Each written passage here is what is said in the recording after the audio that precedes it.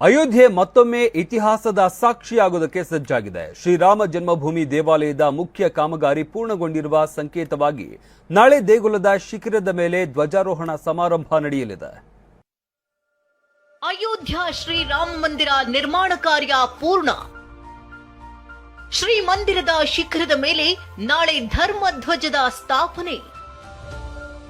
ಐತಿಹಾಸಿಕ ಕ್ಷಣಕ್ಕೆ ಸಾಕ್ಷಿಯಾಗಲಿದೆ ಇಡೀ ಜಗತ್ತು. ಶತಮಾನಗಳ ಕಾಯುವಿಕೆ ಮತ್ತು ಹೋರಾಟದ ಫಲವಾಗಿ ಉತ್ತರ ಪ್ರದೇಶದ ಅಯೋಧ್ಯೆಯಲ್ಲಿ ಶ್ರೀರಾಮ ಮಂದಿರ ನಿರ್ಮಾಣ ಕಾರ್ಯ ಪೂರ್ಣಗೊಂಡಿದೆ. ಇದೇ ಕಾರಣಕ್ಕೆ ನಾಳೆ ಭವ್ಯ ಮಂದಿರದ ಮುಖ್ಯ ಗೋಪುರದ ಮೇಲೆ ಧರ್ಮಧ್ವಜ ಸ್ಥಾಪನೆಯಾಗಲಿದೆ. ಮುಖ್ಯ ಮಂದಿರದ ಜೊತೆಗೆ ಮಹಾದೇವ, ಗಣೇಶ, ಹನುಮಾನ್, ಸೂರ್ಯದೇವ, ಮಾ ಭಗವತಿ ಮತ್ತು ಮಾ ಅನ್ನಪೂರ್ಣ ಜೊತೆಗೆ ಶತಾವತಾರ ಮಂದಿರವು ನಿರ್ಮಾಣ ಕಾರ್ಯ ಪೂರ್ಣವಾಗಿದೆ. ಈ ಮಂದಿರಗಳ ಮೇಲೆ ನಾಳೆ ಧರ್ಮಧ್ವಜ ಸ್ಥಾಪಿಸಲಾಗುತ್ತದೆ.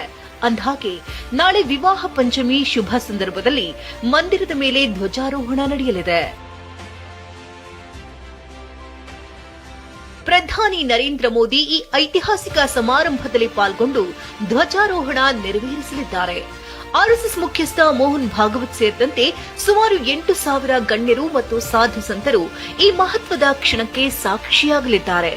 ಅಷ್ಟಕ್ಕೂ ಈ ಧರ್ಮಧ್ವಜದ ವೈಶಿಷ್ಟ್ಯತೆಗಳೇನು ಅಂತ ನೋಡುವುದಾದ್ರೆ, ಕೇಸರಿ ಬಣ್ಣದ ಈ ಧ್ವಜ ಸುಮಾರು 11 ಕೆಜಿ ತೂಕವಿದ್ದು 22 ಅಡಿ ಉದ್ದ ಮತ್ತು 11 ಅಡಿ ಅಗಲ ಇರಲಿದೆ. ಸೂರ್ಯವಂಶದ ಸೂರ್ಯನ ಚಿಹ್ನೆ, ಓಂ ಮತ್ತು ಪ್ರಾಚೀನ ಕಾಲದ ಪವಿತ್ರ ಕೋವಿದಾರ ವೃಕ್ಷದ ಚಿತ್ರಗಳಿರಲಿವೆ. ಈ 3 ಚಿಹ್ನೆಗಳು ರಾಮಾಯಣ ಕಾಲದ ಪರಂಪರೆಯನ್ನ ಬಿಂಬಿಸುತ್ತೆ. ಇನ್ನು ಮಂದಿರದ ಮುಖ್ಯ ಶಿಖರ 161 ಅಡಿ ಎತ್ತರವಿದ್ದು ಅದರ ಮೇಲೆ 30 ಅಡಿ ಎತ್ತರದ ಧ್ವಜಸ್ತಂಭದಲ್ಲಿ ಧರ್ಮಧ್ವಜ ಹಾರಾಡಲಿದೆ. ಧ್ವಜಾರೋಹಣದ ತಾಂತ್ರಿಕ ಸವಾಲುಗಳೇನು ಅಂತ ತಿಳಿದುಕೊಳ್ಳಲು ಈಗಾಗಲೇ ಸೇನೆಯ ನೆರವಿನೊಂದಿಗೆ ಒಂದು ಬಾರಿ ತಾಲೀಮು ಕೂಡ ನಡೆಸಲಾಗಿದೆ. ಇನ್ನು ಈ ಧ್ವಜ ತಯಾರಿಸಲು ಪ್ಯಾರಾಚೂಟ್ಗೆ ಬಳಸುವ ನೈಲಾನ್ ಫ್ಯಾಬ್ರಿಕ್ ಮತ್ತು ರೇಷ್ಮೆ ದಾರಗಳನ್ನು ಬಳಸಲಾಗಿದೆ. 200 ಕಿಲೋಮೀಟರ್ ವರೆಗೆ ಬೀಸುವ ಗಾಳಿಯನ್ನ ತಡೆದುಕೊಳ್ಳುವ ಶಕ್ತಿ ಈ ಧ್ವಜಕ್ಕೆ ಇರಲಿದೆ.